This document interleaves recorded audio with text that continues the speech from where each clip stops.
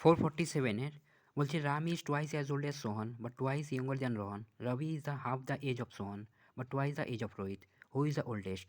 তো এইসবের দেখতে দেখি যে আমাদের এখানে টোয়াইস বলা আছে, হাফ বলা আছে, আবার 3 থেকে 4 জনা অনেকগুলো ব্যক্তি আছে বা কোনো নির্দিষ্ট মানে ভ্যালু নাই। তাহলে এই ক্ষেত্রে আমাদের কী করতে হবে, নামগুলো আগে লিখে রাখতে হবে। কে আছে? রাম আছে, তাহলে রাম, তারপরে আছে কে আছে?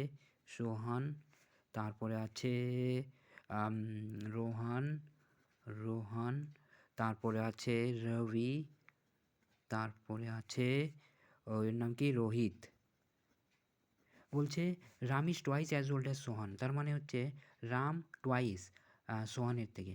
তাহলে এই জায়গাটা আমাদের ভ্যালু নিতে হবে, ভ্যালু এমন নিতে হবে যেন পয়েন্টে না আসে। তাহলে রাম ইজ টোয়াইস, একে যদি এই 4 ধরি, একে যদি 4 ধরি তাহলে টোয়াইস মানে 8 হচ্ছে, বাস।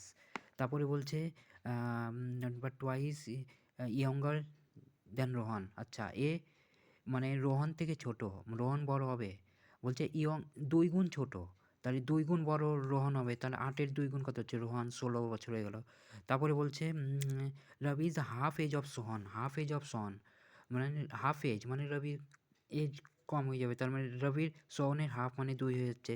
তারপরে বলছে the half age of Sohan but মানে Ravi the age of twice the age of Rohit. আচ্ছা, তার মানে টোয়াইস মানে দ্বিগুণ, তার মানে রোহিত মানে ছোটো হবে, তার মানে কত গুণ? টোয়াইসের 2 গুণ, তার মানে রোহিতের 1 রাখতে হবে কারণ এতে দ্বিগুণ হচ্ছে। এবার বলছে যে who is the oldest? Who is the ওল্ডেস্টের মধ্যে এখানে কে আছে? এখানে ওল্ডেস্ট তো এই যে 16 আছে, রবি।